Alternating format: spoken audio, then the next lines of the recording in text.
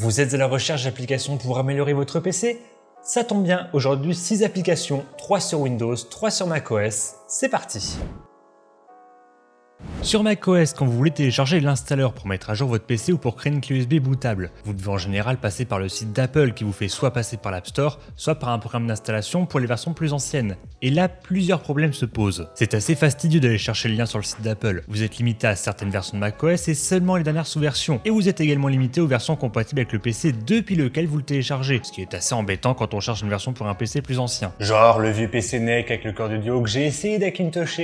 Et c'est là que Myst m'a été bien utile. Vous avez tous les firmware et programmes d'installation de macOS, sous version comprise, et vous pouvez télécharger n'importe laquelle et ce peu importe le PC depuis lequel vous le faites. Vous avez également le choix de la sortie entre le programme d'installation standard ou des images DMG ou ISO pour par exemple lancer sur des machines virtuelles. Utilitaire qui peut paraître inutile au premier abord mais qui devient indispensable si comme moi vous téléchargez souvent ces installeurs. Et pour ceux qui se demandent, non, je n'ai pas réussi à Hackintosher le PC. Et oui, j'ai vraiment tenté de le faire sur tous mes PC. Ah, j'ai une réputation à tenir, moi. Comparé à macOS, Windows est vraiment à la traîne avec les clients mail natifs. On a eu par exemple l'application Courrier qui n'a pas vraiment évolué et qui est même devenue obsolète.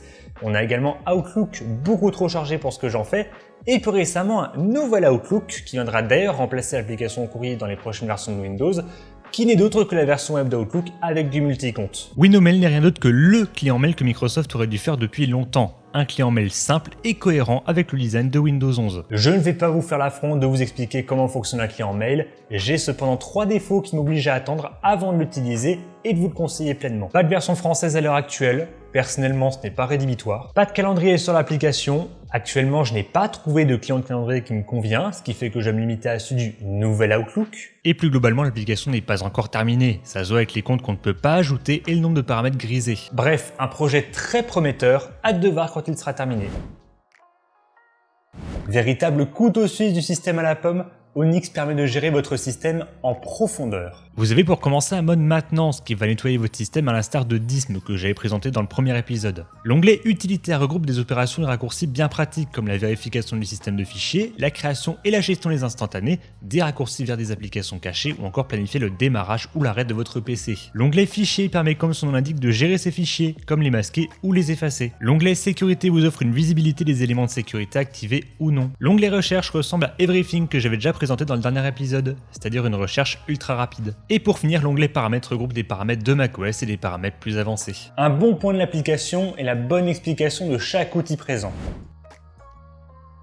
WinToys est un regroupement de beaucoup de paramètres Windows au même endroit. Le menu Home pour commencer offre un aperçu rapide sur sa configuration matérielle et logicielle et permet même de faire un test de performance. Ceux qui ont utilisé Windows 7 s'en souviendront. Vous pouvez gérer toutes les applications comme les désinstaller, les réinitialiser et ouvrir leur emplacement. Vous avez un onglet avec tous les services Windows avec un filtrage avancé ainsi que des explications permettant de savoir si vous pouvez par exemple les désactiver. L'onglet Boost permet de gérer au même endroit tous les paramètres pouvant ralentir votre PC comme la sécurité basée sur la virtualisation, les effets graphiques ou encore les applications qui se lancent au démarrage ou qui tournent en arrière-plan. L'onglet santé regroupe les outils pour réparer ou nettoyer votre PC. Et pour finir, l'onglet outils regroupe différents paramètres sur les sujets précis comme la vie privée ou encore la publicité. Vous avez même directement un extracteur d'images à la une que vous pouvez avoir sur l'écran de verrouillage. Ce n'est pas le contenu inédit qui rend cet outil très pratique, mais le regroupement et la mise en forme de ce contenu, le tout dans une interface très cohérente avec Windows 11. Quand on vient de Windows, la gestion des fenêtres sur macOS peut sembler chaotique. Entre le fait de devoir double-cliquer pour le mettre en fenêtré plein écran et le bouton plein écran pour le mettre sur un autre bureau virtuel. Rectangle vient combler ce problème avec une meilleure gestion des fenêtres. On peut le régler soit avec des raccourcis clavier, soit en glissant les fenêtres sur les bords, à l'image d'Aerosnap sur Windows. Je vais passer un peu plus de temps sur cette application, qui est bien plus qu'une simple application. Au départ, Rectify 11 était une image ISO modifiée d'un Windows très cohérent. Citons par exemple le mode sombre partout, le panneau de configuration remis au goût du jour, ou encore des applications du store qui auraient pu être dans cette vidéo, comme Towpad pour remplacer WordPad et Rise Media Player pour le lecteur multimédia. Même l'écran d'installation a été modifié, c'est dire. Le problème, c'est que maintenir cette version et plus globalement le fait de télécharger une image alternative de Windows n'est pas une très bonne idée. On ne sait pas ce qui peut se cacher dedans. Cette image n'existe plus vraiment, et ça tombe bien, je vous la déconseille. Cependant, si vous voulez la tester, vous pouvez la trouver sur archive.org. Comme d'autres images, les plus anciens s'en rappelleront. C'est donc sûrement pour cette raison que Rectify est devenu une application qui s'installe directement sur votre Windows, sans oublier le but principal, rendre votre Windows plus cohérent. Tout commence à l'installation du logiciel où vous pouvez choisir le degré de modification, le thème et la disposition du menu contextuel. L'installation dure entre 5 et 10 minutes. Très grossièrement, ce que Rectify va faire, c'est changer le fond d'écran, les icônes, les curseurs et installer quelques applications comme Gadgetpack et Mika for Everyone. Une fois terminé, le résultat est très intéressant, à l'image de l'explorateur de fichiers et du plan de configuration qui ont subi un sacré coup de jeune. Idem pour toutes les fenêtres assez anciennes qui ont droit à un effet Mika sur fond sombre. A noter que toutes ces modifications ne consomment pas énormément plus de ressources mémoire. Sur ce, j'espère que cette petite sélection vous a plu. Si vous en avez d'autres, n'hésitez pas à m'en faire part dans les commentaires. Bonne journée ou bonne soirée selon l'heure à laquelle vous regardez cette vidéo. Salut!